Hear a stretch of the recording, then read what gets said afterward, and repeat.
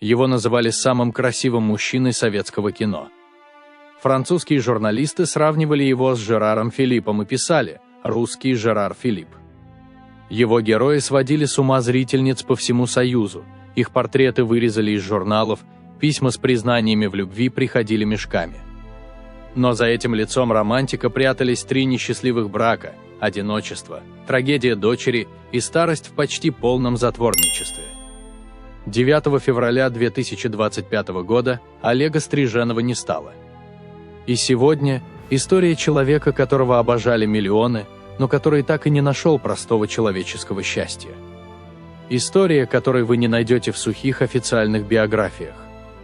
А началось все в далеком 1929 году в обычной семье, очень далеко от столичного блеска.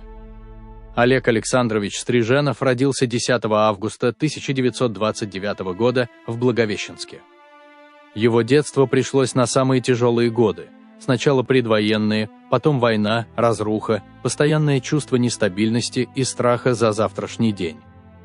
Но даже в этих условиях в нем рано проявились те самые черты, которые потом будут видеть зрители: прямая осанка, благородство в манерах, внутренняя собранность.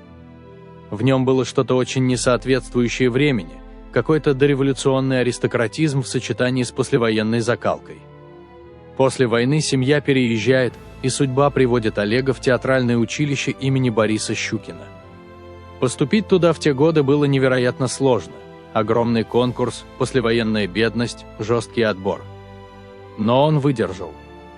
Преподаватели сразу выделили его среди других, не только за редкую внешнюю привлекательность, но и за серьезное отношение к профессии. Он был не просто красивым юношей, мечтающим о славе. Он пытался понять, зачем вообще актер выходит на сцену, что он должен дать зрителю.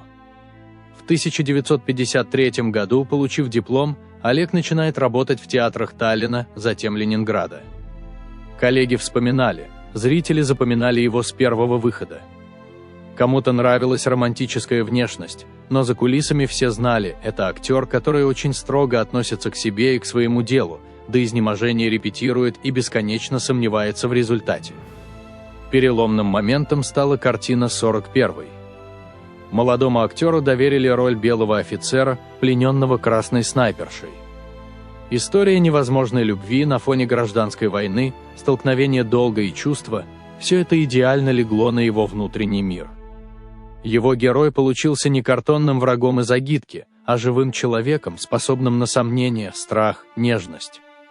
После премьеры о Стриженове заговорила вся страна. Публика заучивала наизусть кадры, его фотографии перекочевывали в девичьи тетради, первые поклонницы дежурили у театральных служебных выходов. Писем становилось все больше, внимание прессы все пристальнее. Он стремительно превращался в кумира. Затем последовали новые работы. Но настоящей вершиной стал «Овод» 1967 года. Роль революционера-романтика, человека, который проходит через предательство, боль, разочарование и все равно не отказывается от своих идеалов, стала одной из главных в его карьере. Зрители видели в нем не только героя книги, но и символ поколения, красивый, благородный, готовый жертвовать собой. Фильм «Звезда пленительного счастья» лишь укрепил этот образ. Роль декабриста, человека чести, снова попала в точку.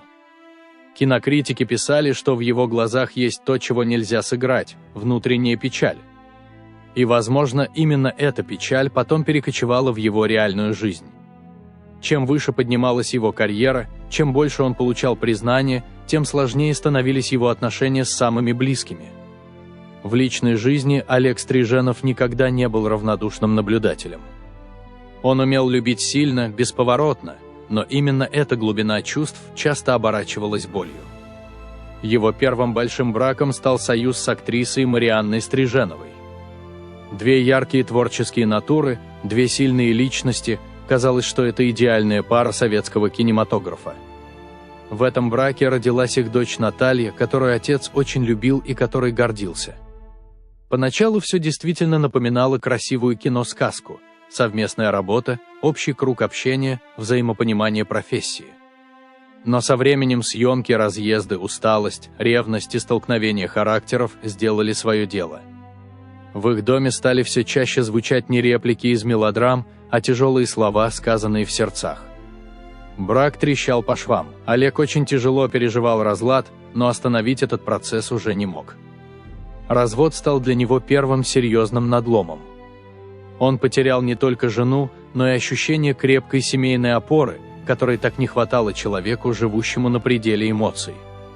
Второй брак, который, казалось, должен был принести долгожданное спокойствие, обернулся новым испытанием. Его избранницей снова стала женщина из творческой среды, и они оба надеялись, что теперь получится построить более тихую, уравновешенную жизнь. Но именно эта жена со временем сделает выбор, который мало кто мог предсказать. Она уйдет в монастырь.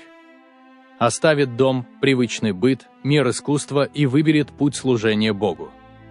Для Стриженова это было не просто расставание. Это было ощущение, что его опять оставили одного, что любовь, в которую он верил, вдруг оказалась направлена не к нему, а куда-то совсем в другую, недосягаемую для него сторону. Ощущение собственной ненужности и внутренней опустошенности с годами только усиливалось. Третьим и самым долгим его браком стал союз с актрисой Лионеллой Пырьевой. Она появилась в его жизни в более зрелые годы, когда первые громкие успехи были уже позади, а усталость и разочарование рядом. Лионелла стала для него тихой, но очень важной опорой. С ней он прожил десятилетия, она была рядом, когда роли становились все реже, а здоровье все слабее. Именно она сопровождала его в последние годы жизни, когда о нем все меньше писали в газетах, но все больше думали те, кто вырос на его фильмах. И все же даже этот долгий союз, несмотря на внешнее спокойствие, не избавил его до конца от чувства внутреннего одиночества. Слава и признание не смогли закрыть ту пустоту, которая образовалась после череды личных потерь. Самым тяжелым ударом для Олега Стриженова стала судьба его дочери Натальи. Она тоже выбрала творческий путь, жила сложной и противоречивой жизнью. Подробности ее истории редко попадали в прессу, но известно главное – ее ранний уход стал для отца огромной личной трагедией. Потеря ребенка – это боль, которую невозможно ни сыграть, ни заглушить работой, ни объяснить друзьям. Тем более человеку тонкой и ранимой натуры, каким был Стриженов. Многие отмечали, после этого удара он как будто еще сильнее замкнулся, стал менее общительным, но еще более печальным в глазах. К этому добавлялись естественные для возраста проблемы со здоровьем. Кино менялось, приходило новое поколение режиссеров и актеров, и для такого классического героя-романтика оставалось все меньше ролей. Он не жаловался публично, не устраивал скандалов, не требовал к себе внимания. Он просто медленно отходил в сторону, переставал появляться в эфирах и светских хрониках. Круг общения сужался.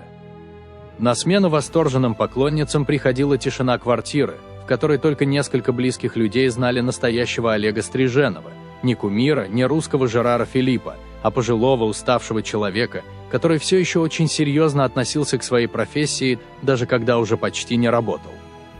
9 февраля 2025 года в одной из московских клиник остановилось сердце Олега Александровича Стриженова. Ему было 95 лет.